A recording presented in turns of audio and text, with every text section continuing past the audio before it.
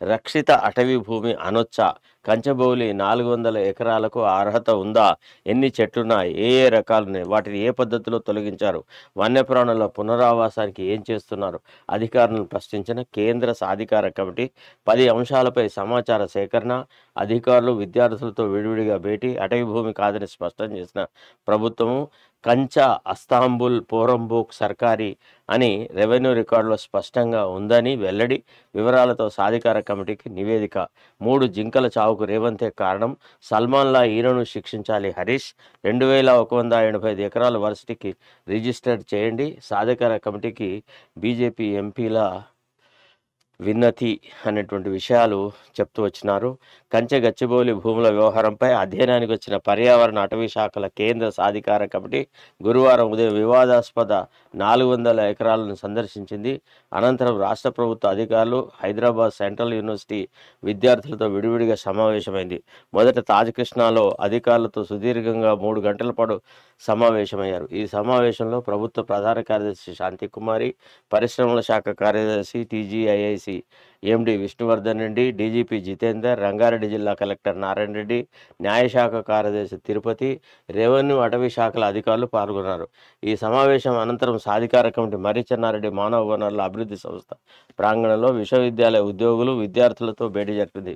విద్యార్థుల నుంచి వ్యక్తమవుతున్న అభ్యంతరాలను అడిగి తెలుసుకున్నారు. ఈ భూములకు రక్షిత అటవీ ప్రాంతం అనేందుకు అర్హత ఉందా అనే అంశంపైనే సాధికార కమిటీ ప్రధానంగా దృష్టి సారించింది. ముందే సిద్ధం చేసుకున్న 10 అంశాలపై కమిటీ సమాచారం సేకరించింది. ఉదయాన్నే రాష్ట్ర ప్రభుత్వ ప్రధాన కార్యదర్శి సహా రాష్ట్ర అధికారులంతా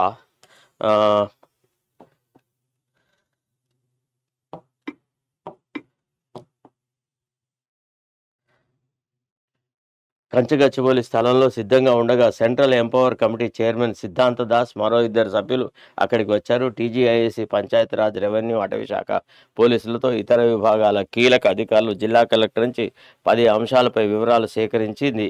రక్షిత అటవీ ప్రాంతం అనేందుకు అర్హత ఉందా లేదా, ఎన్ని చెట్లు ఉన్నాయి, ఎన్ని రకాలు ఉన్నాయి, ఎక్కువ సంఖ్యలో ఉన్న చెట్లు ఏమిటి, ఇటీవల చెట్ల తొలగింపు చేపట్టినప్పుడు ఏ పద్ధతిని ఉపయోగించారు, వన్యప్రాణుల పరిస్థితి ఏమిటి, పునరావాసం కోసం ఏం చర్యలు తీసుకుంటున్నారు తదితర వివరాలు సేకరించారు. చెట్ల తొలగింపును అడ్డుకునేందుకు జరిగిన ఆందోళనలో నెలకొన్న శాంతి భద్రతల పరిస్థితులు, పోలీసులు నమోదు చేసిన కేసుల వివరాలు అందజేయాలని సైబరాబాద్ కమిషనర్ను అడిగింది. వివాదానికి కారణమైన భూమి అటవీ శాఖకు సంబంధించినది కాదని, రెవెన్యూ అధికారులదేనని అటవీ శాఖ అధికారులు స్పష్టం చేశారు. ఈ మేరకు నివేదిక అందించారు. ఎక్కడ ఎక్కువగా సుబాబుల్ చెట్లు ఉన్నాయని, అది కొద్ది మొత్తంలోనే వేప, ఇతర చెట్లు ఉన్నాయని పేర్కొన్నారు. వన్యప్రాణుల సంరక్షణకు తీసుకున్న చర్యలు కూడా పొందుపరిచారు. 2 రోజుల పర్యటనకు బుధవారమే హైదరాబాద్ వచ్చిన కమిటీ తొలి రోజు సీఎస్, ఇతర ఉన్నతాధికారులతో సచివాలయంలో సమావేశమైంది.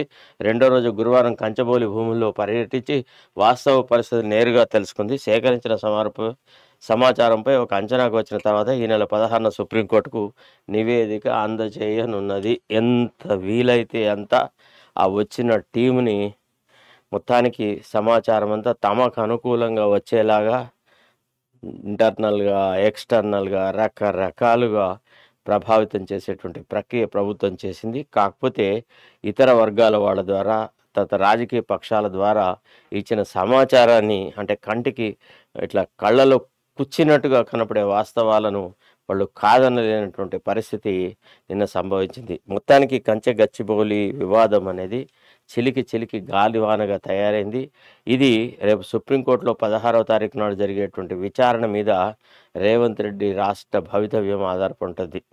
ఒకవేళ సుప్రీంకోర్టు వాళ్ళు నిజంగానే ప్రభుత్వ పరంగా చాలా అన్యాయం జరిగింది, దుర్మార్గంగా 24 గంటలలో 400 చెట్లు, దట్టు రాత్రి ఫ్లడ్ లైట్స్ పెట్టి ఎందుకు డిమాలిష్ చేశారు, ఎందుకు చెట్లు నరికారు, తర్వాత ఇతర అంశాల మీద కనుక వాళ్ళు దృష్టి సారించాల్సిన అవసరం కూడా ఉంది. వాళ్ళు తప్పకుండా ప్రభుత్వ పనితీరును గర్హించేటువంటి అవకాశం ఉంటుంది. సరే, మనం ఇట్లా జరగాలి అట్లా జరగాలని ఎక్స్పెక్ట్ చేసినా చేయకున్నా ఆ అటవీ దేవత యొక్క మొర సుప్రీంకోర్టు జడ్జిల మీద ఎట్లా పడుతుంది అనే దాని మీద ప్రభుత్వ భవితవ్యం ఆధారపడుతుంది. ఏది ఏమైనా దుర్మార్గపు పాలనకు ఒక చరమగీతం పాడే రోజులు ఎంతో దూరం లేదు అనే విషయం మనం గ్రహిస్తూ ఉన్నాం. అసలు ప్రకృతి ఒక రకంగా కన్నెర చేసింది రేవంత్ ప్రభుత్వం మీద. ఈయన ఏం చేసినా అంత అట్టర్ ఫ్లాప్. అసలు ఎక్కడ ప్రజలతోని కొంత సాన్నిహిత్యం కానీ, ప్రేమ, ఆదరణ గాని, అభిమానం గాని ఏ రకమైన ఇది లేదు. ఏది ముట్టినా అది పెండవుతుంది. బంగారం మీద చేతులు పెట్టినా గానీ, ఇవాళ ఈయన పరిస్థితి అట్లనే ఉంది. దానికి కారణము చిత్తశుద్ధి లేకుండా కేవలం కమర్షియల్ యాంగిల్‌లో, తర్వాత తన అహంకార భావానికి ఈనాడు ప్రకృతి ఇస్తున్నటువంటి సమాధానంగా మనం దాన్ని పరిగణించొచ్చనమాట.